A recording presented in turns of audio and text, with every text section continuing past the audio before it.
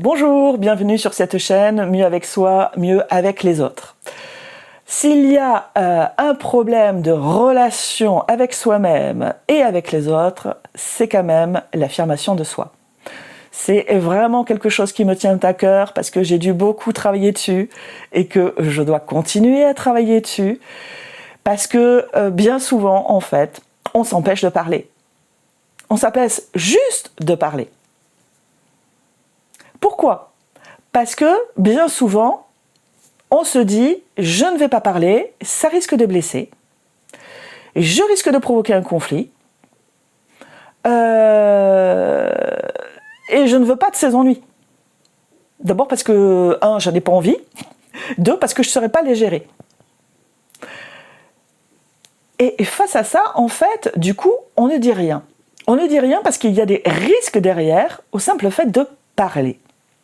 Alors, je vais vous parler, en fait, pour vous inciter à parler, du risque que vous courez. Et lui, par contre, je veux dire, entre le risque imaginé qui nous empêche de parler et le risque que vous courez, et là, de façon quasi certaine, à un moment donné, il y a peut-être un choix à faire. Je vais vous parler simplement du fait de ne pas parler.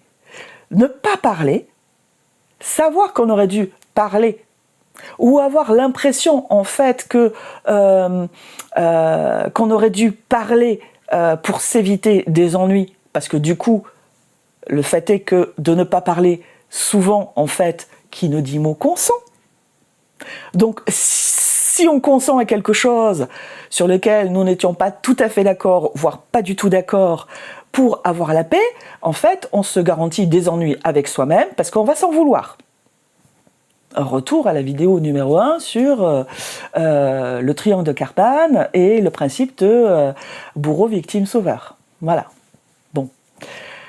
Le problème, c'est que notre cerveau, lui, il n'oublie rien. Tout ce qu'on ne dit pas, en fait, il va faire rentrer ça dans une espèce de compte à débit contre la personne ou contre la vie en général.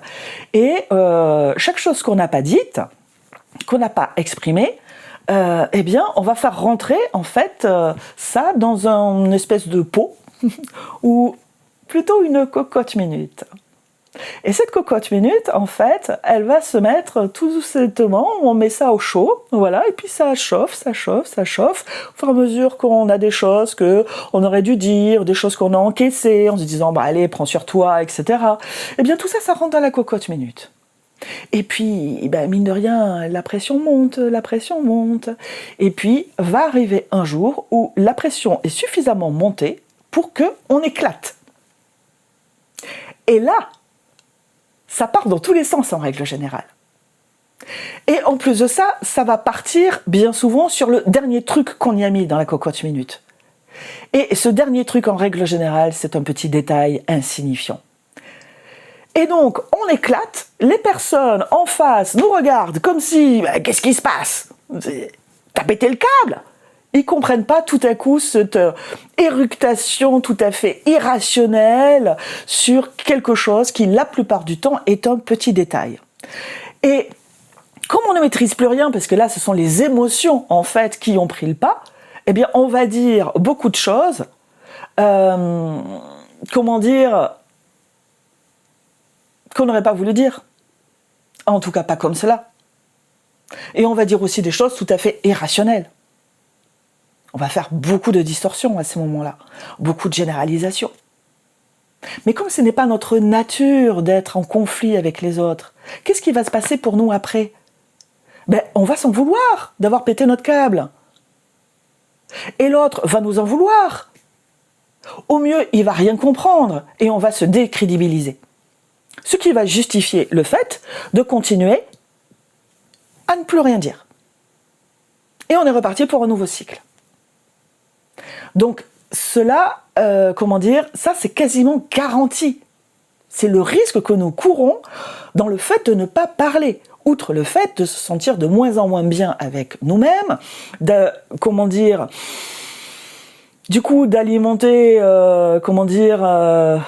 je dis beaucoup je suis désolée, petit tic du moment, d'alimenter en fait un compte à débit vis-à-vis de nous-mêmes et de baisser notre estime de soi. Et alors là, l'estime de soi, c'est quand même notre socle. Donc on va perdre en confiance en soi, on va perdre en estime de soi, on va avoir une mauvaise donc image de soi qui va justifier encore plus le fait de ne pas parler. Et notre mal-être n'a aucune chance de se régler de cette façon-là. Alors, ce dont je me suis rendu compte, c'est que la plupart du temps, les gens, ils veulent qu'on parle. La plupart du temps, le fait de parler, ça va permettre de régler le souci qu'il peut y avoir, les petits freins qu'il peut y avoir, les aspérités en direct live. Ça va éviter beaucoup d'autres problèmes qui pourraient y avoir après coup. En premier lieu, si par exemple, je m'engage à faire quelque chose que je n'ai pas du tout envie de faire, mon subconscient va renacler, va me faire des choses, je vais peut-être procrastiner, ou je vais faire des erreurs, parce qu'il y a une tension là-dessus, puisque à la base, j'ai pas du tout envie de le faire, et donc, ou je risque de mal le faire, ou je risque de me retrouver dans l'incapacité de le faire. Je vais créer moi-même le problème, un gros problème, alors que à la base, il y avait peut-être juste à dire, écoute, j'aimerais bien pouvoir le faire, mais là, pour le moment, je suis charrette, j'ai telle et telle chose à terminer, et je ne pourrais pas m'en occuper avant d'avoir terminé. Et là, on se serait retrouvé dans les bonnes conditions pour faire la chose, parce que la plupart du temps, on ne demande qu'à rendre service aux gens. Donc, je vous engage à parler quand vous sentez que vous n'êtes pas tout à fait OK sur quelque chose qu'on vous a demandé. Parlez-en, mais parlez-en quand vous êtes suffisamment calme, parlez-en quand vous pouvez maîtriser ce que vous dites, parlez-en gentiment. J'utilise souvent en fait l'image en fait de simplement poser quelque chose. Ça demande pas, il n'y a pas d'intention particulière, il n'y a pas de force particulière dans le fait de poser quelque chose. Vous posez quelque chose dans le paysage pour que la personne puisse le voir et en tenir compte. Et la plupart du temps, sauf stress particulier, la personne va en tenir compte. Parce qu'elle non plus n'a pas intérêt à créer un problème avec nous. La plupart des personnes n'aiment pas particulièrement les conflits. La plupart des personnes n'aiment pas savoir que ce qu'elles demandent a une incidence négative sur quelqu'un. Il suffit juste, en fait, de poser ce qu'on a à dire. Quand c'est le moment. Ou de le faire dès qu'on se rend compte qu'il y a un souci. Parce que parfois, il nous faut un certain temps, en fait, pour nous rendre compte que peut-être qu'on s'est engagé à la légère ou que, tout simplement, rien ne nous y oblige et qu'on n'en a pas du tout envie. Donc là, après, ce sera l'art de parler, de dire les choses de façon gentille, compréhensive. Et la plupart du temps, ça se passe bien, tout simplement, comme je vous l'ai dit, parce que les autres en face n'ont pas forcément envie, en fait, de nous obliger à faire quelque chose. Ça peut arriver, mais une chose à la fois. Donc, la plupart du temps, oser parler, ça va réduire les problèmes, ça va même, la plupart du temps, éliminer tout problème qui pourrait y avoir après. Vous serez mieux avec vous-même. Vous vous rendrez compte que c'est pas la mer à boire, que les gens ne vous en veulent pas d'oser parler, et vous aurez moins d'ennuis.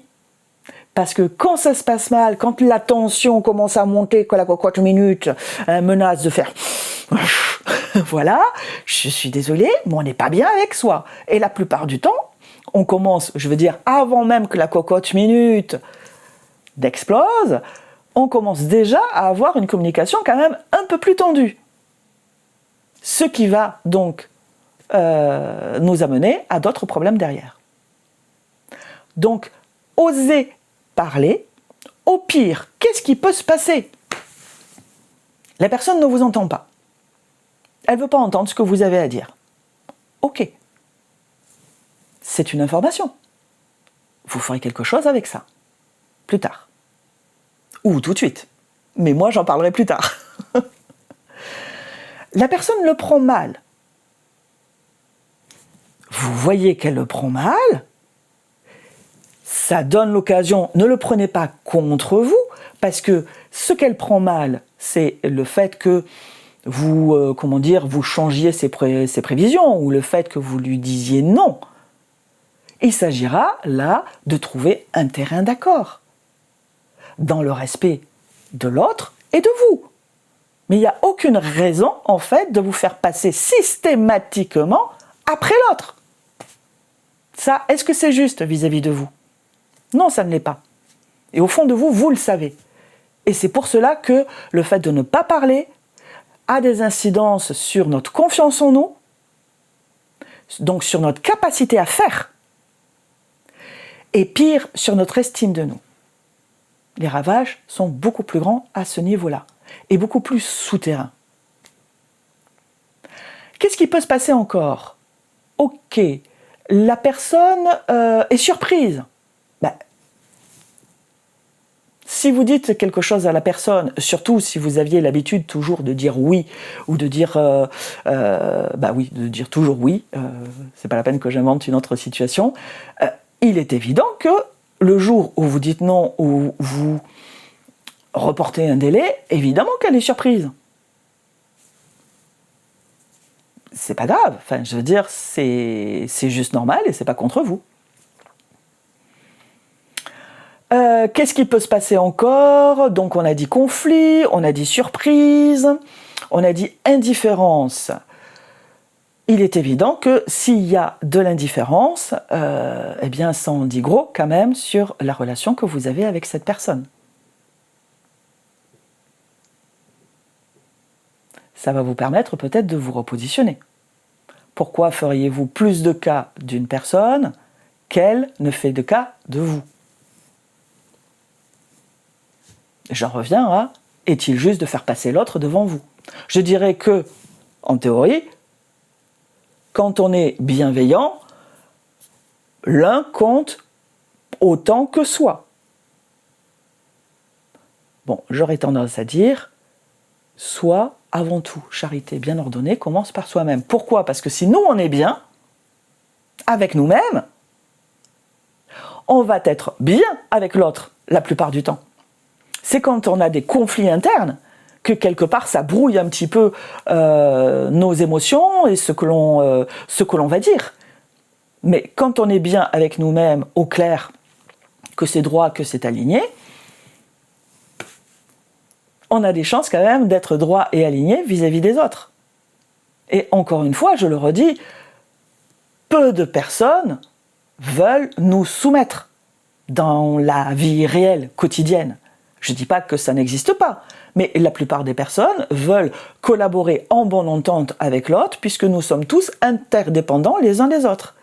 Après, il peut y avoir des moments où certaines personnes peuvent vouloir imposer à l'autre.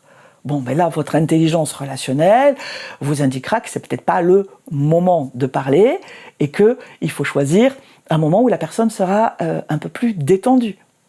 Je dis bien ça dans la plupart des cas. Mais ce qui compte avant toute chose, c'est que ce que vous imaginez dans votre tête, c'est des choses qui vous font peur, elles sont imaginaires. Alors, ça a de l'incidence, parce que votre cerveau croit ce que vous vous racontez. Et il le prend pour une réalité.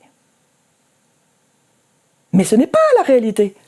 La réalité, c'est que tant que vous n'avez pas approché la personne et que vous n'avez pas commencé à lui parler, vous ne savez pas réellement ce qu'elle a dans la tête.